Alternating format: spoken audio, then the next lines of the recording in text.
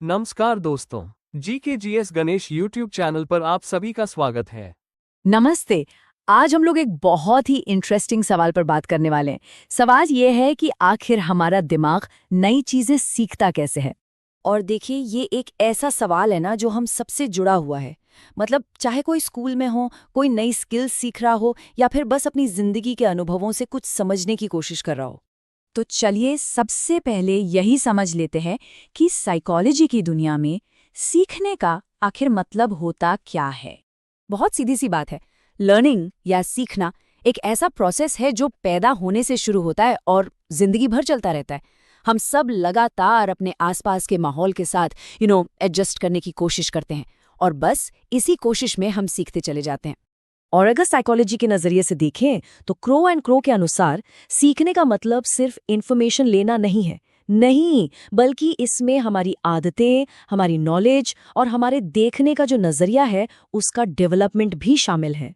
और हाँ, एक बात और, सीखना कोई वन वे स्ट्रीट नहीं है। ये कई चीजों पर डिपेंड करता है, जैसे कि हमें पहले से कितना पता है, हम कितना मोटिवेटेड महसूस कर रहे हैं, हमारे आसपास का माहौल कैसा है और हाँ, हमारी फिजिकल और मेंटल हेल्थ कैसी है। तो ठीक है, अब बेसिक्स तो समझ आ गए।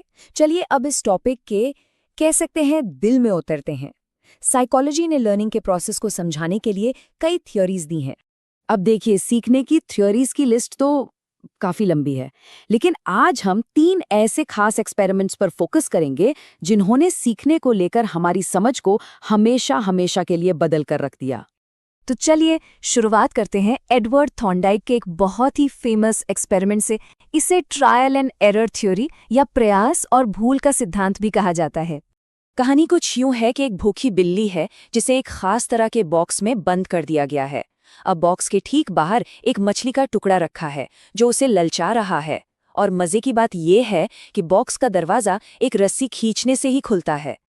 अब यहाँ जो सबसे इंटरेस्टिंग पार्ट है वो है बिल्ली के सीखने का तरीका। शुरू में तो वो बाहर निकलने के लिए बहुत सारी बेकार कोशिशें करती है। फिर अचानक गलती से उसका पंजा रस्सी पर लगता है और दरवाजा खुल जाता है। अब जब उसे बार बार उसी बॉक्स में रखा जाता है तो वो धीरे धीरे फालतू की हरकतें करना कम कर देती है और सीधा रस्सी खींचना सीख जाती है। और ये सिर्फ जानवरों की बात नहीं है।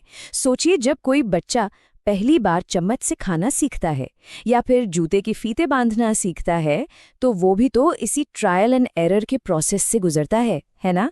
बार बार प्रैक्टिस करने से ही तो हम किसी काम में एक्सपर्ट बनते हैं। चलिए अब अपने अगले सिद्धांत की तरफ बढ़ते हैं। ये थ्योरी दी थी नोबेल प्राइज विजेता आइवन पावलोव ने, और ये है एसोसिएशन से सीखने के बारे में। मतलब चीजों को एक दूसरे से जोड़कर सीखना। तो पावलोव ने कुत्तों पर एक बहुत ही फेमस एक्सपेरिमेंट किया था। उन्होंने नोटिस किया कि कुत्तों को जब खाना देते हैं तो नेचुरली उनके मुंह में लार आ जाती है। फिर उन्होंने क्या किया कि खाना देने से ठीक पहले वो एक घंटी बजाने लगे। कई बार ऐसा करने के बाद उन्होंने पाया कि अब तो सिर्फ घंटी की आवाज सुनकर ही कुत्तों के मुंह में लार आने लगती है, भले ही खाना सामने हो भी ना। मतलब कुत्ते ने घंटी की आवाज को खाने के साथ कनेक्ट करना सीख लिया था।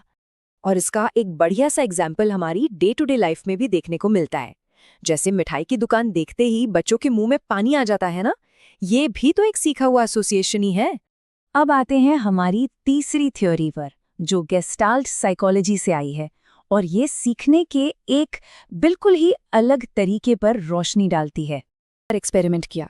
कहानी ये है कि चिंपैंजी एक कमरे में बंद है और छत से केले लटक रहे हैं, लेकिन उसकी पहुंच से काफी दूर। कमरे में कुछ बक्से भी पड़े हैं। चिंपैंजी ने पहले तो खूब उछल कूद की, लेकिन फिर वो शांत होकर बैठ गया और पूरी सिचुएशन को समझने लगा। और फिर अचानक जैसे उसे कोई आहा मोमेंट आया हो, वो उठा, बक्सों को एक के ऊपर एक रखा, उन पर चढ़ा और केले तोड़ लिए। तो यहाँ आप देख सकते हैं सीखने का तरीका बिल्कुल अलग है। थॉर्नडाइक की बिल्ली ने कैसे सीखा था? धीरे धीरे, बहुत सारे गलतियों के बाद। लेकिन कोल्हर के चिंपांजी ने प्रॉब्लम को एज अ होल समझा और उसे अचानक से सोल्यूशन मिल गया। इसे ही कहते हैं इनसाइट से सीखना या सूझ से सीखना। तो सवाल ये उठता है कि इन पुराने एक्सपेरिमेंट्स का आज हमारी जिंदगी में क्या मतलब है। चलिए देखते हैं।